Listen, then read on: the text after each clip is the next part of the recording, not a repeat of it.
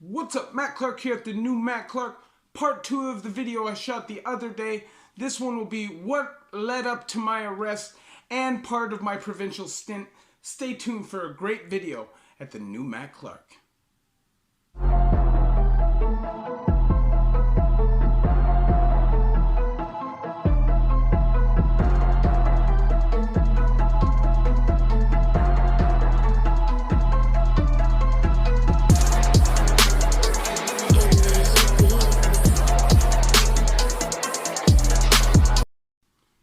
What's up, Matt Clark here at the new Matt Clark. How are each and every one of you doing on this amazing Sunday?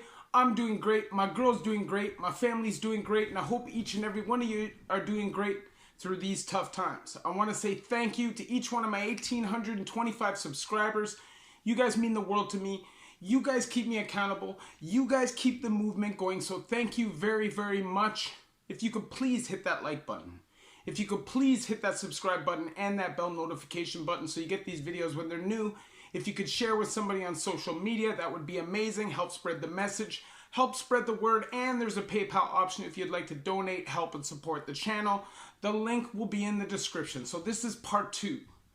The last story was about me getting jumped, getting kicked out of where I was living, moving into the trap, and now this, obviously was a 3-month span. Not obviously, sorry, but it was a 3-month span from when I got to the trap to when I got arrested. I was doing crime, almost every other day. I was slowly withering away, getting skinnier and crazier, almost going into psychosis from all the heroin and blow that I was doing. I ran through thousands and thousands of dollars, and I really didn't give a damn about what was happening. And when I finally got arrested, I had 6 break and enter charges and a couple other charges. I think it was 4 other charges combined. And I was looking at a good 7 to 9 years if convicted of all charges because of my past and prior convictions.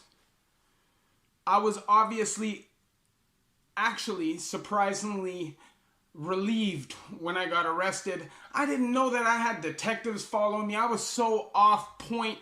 I was slipping hard. When I got arrested, they had a stack of DVDs of surveillance. Luckily, the surveillance was really just whatever. It was just a bunch of me walking around and stuff like that. But they did have me on some charges, and I knew I was going to get some time, and time I did get.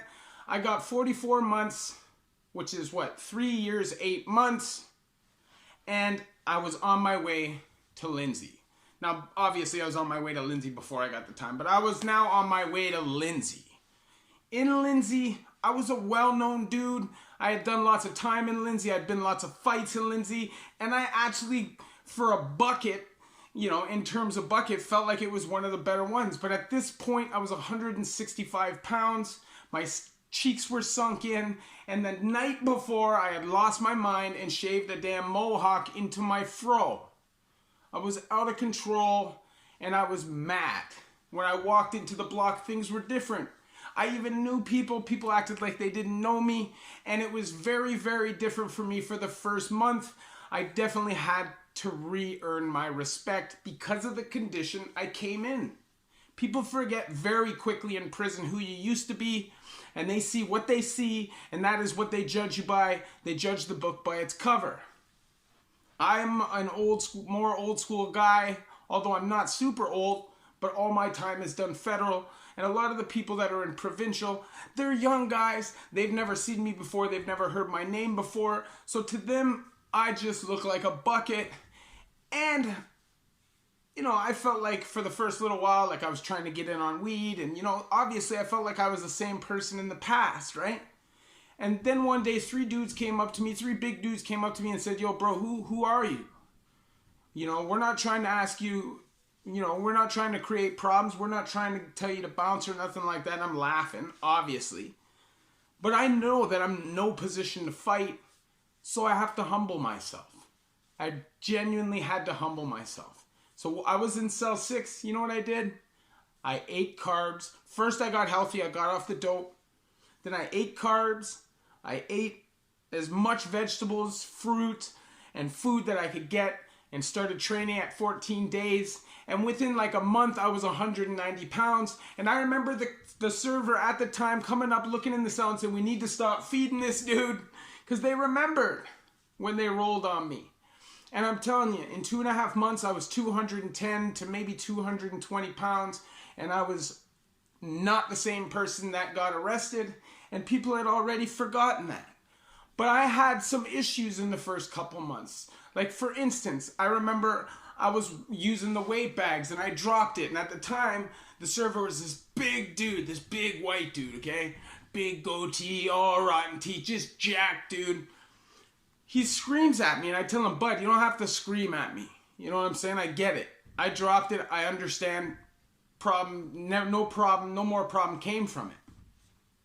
I ended up becoming the server by default months later, right? I was a jack dude. I was not treated how I was when I first came in at this point. And I ended up being the server because there was a couple of dudes that had seniority on the block but didn't want to do it. So I'm in the cell with the dude the first night, smoking with him, chilling. In the morning, I open my eyes, the man's screaming at me because I left bagel crumbs on the floor. And I jumped off the bed. I knew that it was just me and him out there. We're, approximately the same size. He's a little bigger than me.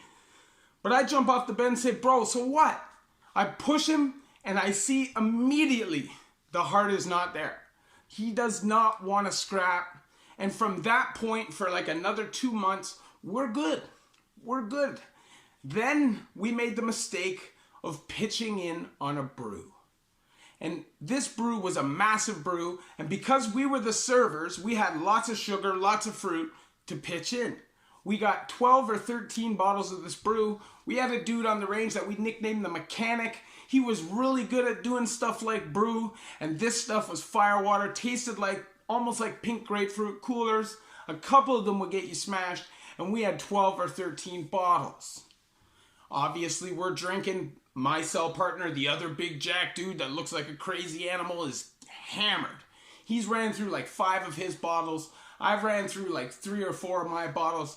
And now he's on his 6th and he's running around sharing with everybody. And there's a handful of bottles left. And I put them away because I don't want them to get drank up. And he's just giving it up to everybody on the block. That's not why we did this. The guy's just being a drunk idiot at this point. So he comes in, he starts acting hard. It's me and the next dude in the cell. He's acting hard. He approaches that dude. That dude gets right in his face. I pull the bottles out and say, look, bro, I'm just controlling these. We're just making sure that you're not giving them away to people. He got tough. Then he got snuffed. And he got laid out. One shot. I stood over top of him. I slapped him, and told him, see how easy this is, dude? See how easy this could be? And this is a dude that I knew was all bite. So we later on we get out because we're the servers. So this is during the lunch hour lockdown. The other dude had snuck out so he could jam with us, right? But Buddy just got way out of control, drunk, right? And you can't allow people to punk you. So I couldn't. So his aggression turned to me and I snuffed him. He hit the ground, like I said, and then his whole demeanor changed. We go out on the block when everybody got freed up. The whole range is partying. And this guy's following me around like a puppy dog, begging friends. And I'm not into it. I smell blood at this point. So I snuff him again. I call him to the back. I tell him, bro, if you don't come to the back, you gotta go. He didn't want to come to the back. Remember, this is a dude that's been jumping on people when they've been getting jumped, been picking on people with mental health problems, snuffing people half his size. But when he gets called out, he didn't want to do it. And I actually liked the guy.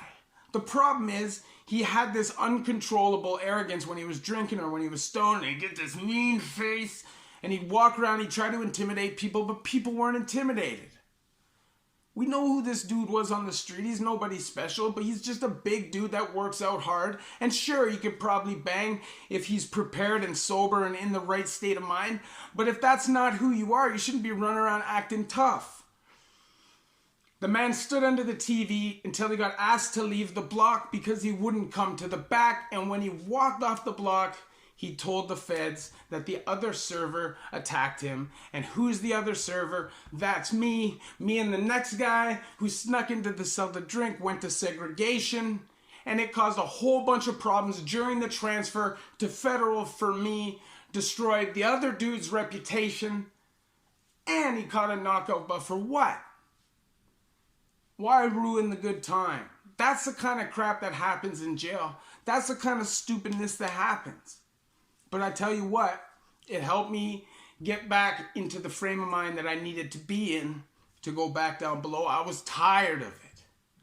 And I'm telling you, prison can be very dangerous. Prison can be a place where things can get out of control very quickly.